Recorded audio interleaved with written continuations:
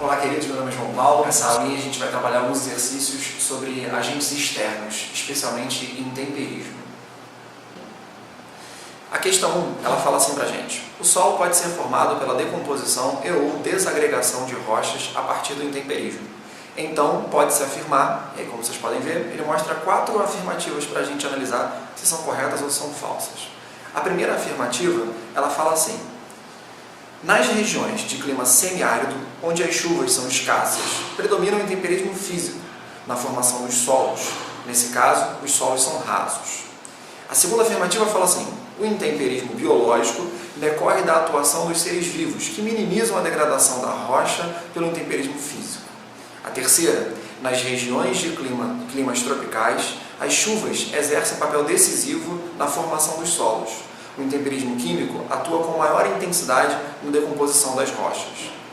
E a quarta, por último: as fortes chuvas existentes nas regiões de clima equatorial favorecem o desenvolvimento de solos ricos e profundos, como o da floresta amazônica. Bem, a primeira questão é sobre intemperismo, e aí vale a pena a gente fazer só um apanhado geral para que a gente consiga responder depois com maior facilidade.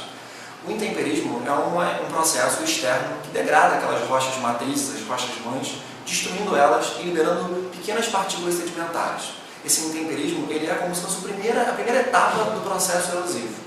E o intemperismo basicamente pode ser dividido em 3 formas: o chamado intemperismo físico, o intemperismo químico e o intemperismo biológico. As afirmativas vão tratar sobre os 3 intemperismos. De pronto, é importante que a gente tenha a ciência básica dos 3 intemperismos. Primeiro, o físico. O intemperismo físico é aquele intemperismo que decorre do processo de dilatação e contração das rochas.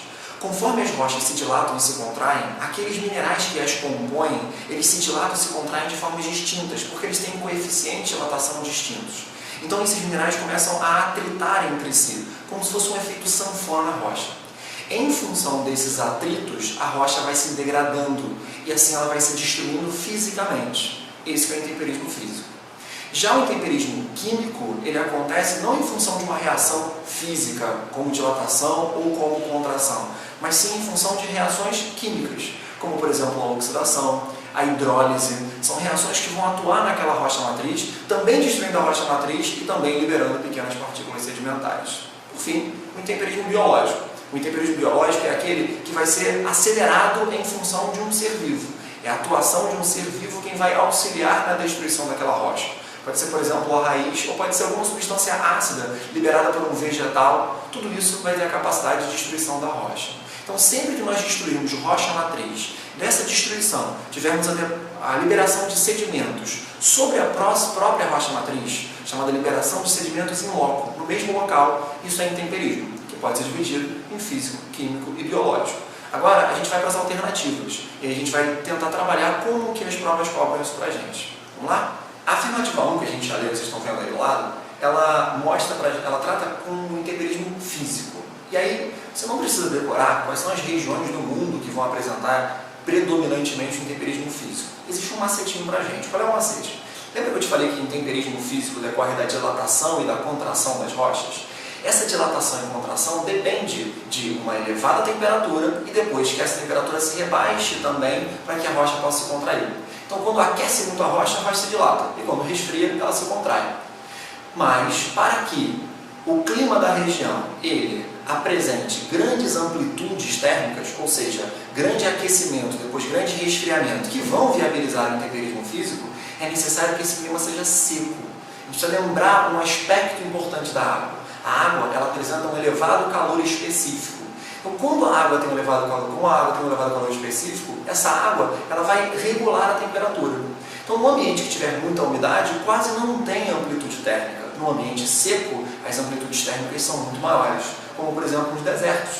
Existem determinados dias no deserto que a amplitude térmica pode chegar a quase 40 graus Celsius.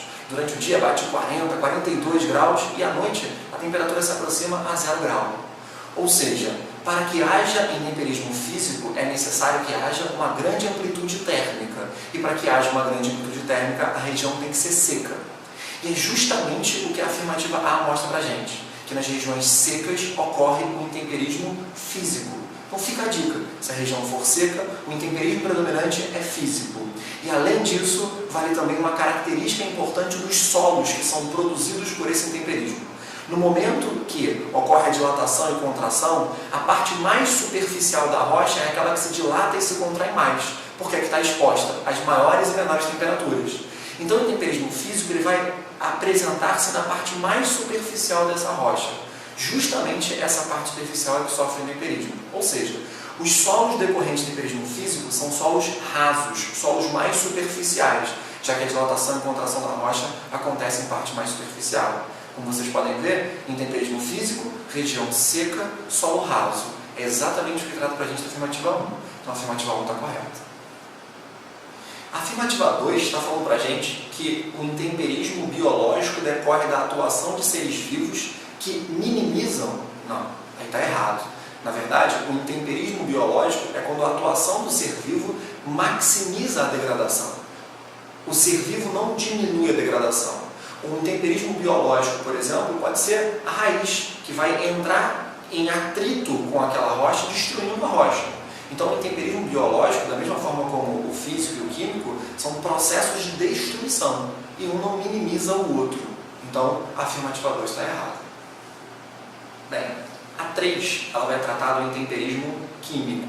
Ele vai dizer que nas regiões tropicais, e aí a gente vai pressupor que ele está tratando de regiões tropicais úmidas, ocorre predominantemente o intemperismo químico. Lembra que eu te falei que no intemperismo físico nós dependemos de áreas secas? O intemperismo químico é exatamente o inverso. É a água que vai acelerar, que vai catalisar as reações químicas. Então, para que haja um intemperismo químico com grande intensidade, é necessário que o ambiente seja úmido. Vale essa dica e isso é importante para você. Presta atenção, intemperismo físico, região seca. Intemperismo químico, região úmida. E como tratamos o intemperismo físico, que vai gerar um solo mais raso, no caso do intemperismo químico, a água ela vai infiltrando pelo solo formado. E quanto mais a água infiltra, mais ela vai estimulando o processo intempérico químico. Então, enquanto que no intemperismo físico a atuação é rasa e superficial, no intemperismo químico não. Os solos já são bem mais profundos. A afirmativa 3 vai tratar isso. Região mais úmida, intemperismo químico. A afirmativa 3 está correta. Bem, a afirmativa 4 ela é uma espécie de uma pegadinha muito comum em questões de múltipla escolha, às vezes até algumas questões discursivas. Toma cuidado com a afirmativa 4. Quando a gente olha a floresta amazônica, a gente vê aquela abundância vegetal, aquela grande biodiversidade, e a gente imagina que, em função disso, o solo da Amazônia seja muito rico. Só que, na verdade, não é. E não é por quê? Porque a Amazônia é uma região muito úmida. E por ser uma região muito úmida, aquele solo ele sofre uma intensa lixiviação. A lixiviação é uma lavagem seletiva do solo. A água, conforme vai infiltrando no solo, ela vai reagindo com materiais que são solúveis, como os sais minerais. E esses sais minerais são transportados para a região mais funda do solo. Então esse solo ele vai perdendo a sua produtividade. Então tomem cuidado. Quando a região for muito úmida, mesmo existindo uma floresta, esse solo que está ali, ele não é um solo rico, ele é um solo pobre. Ele é denominado de latossolo. Ele é pobre justamente porque ele sofreu intemperismo. Tomem cuidado, mais umzinho. Por quê? Porque apesar de ser um solo pobre, como a floresta deposita muitos sedimentos, muita matéria orgânica sobre aquele solo, a floresta ela abastece o solo com uma camada superficial de matéria orgânica em decomposição, chamada de humus. Então o solo da Amazônia, ele momentaneamente está rico, porque a floresta doou a ele aquela riqueza. Porém, não é correto dizer que é um solo rico, porque caso a floresta não doe, aquela lixiviação que eu te falei vai fazer com que esse solo fique cada vez mais pobre. Então, tecnicamente, o latossolo, que é um solo de região muito úmida, como por exemplo na Amazônia, ele é um solo pobre e não um solo rico. Então, a afirmativa 4 está errada.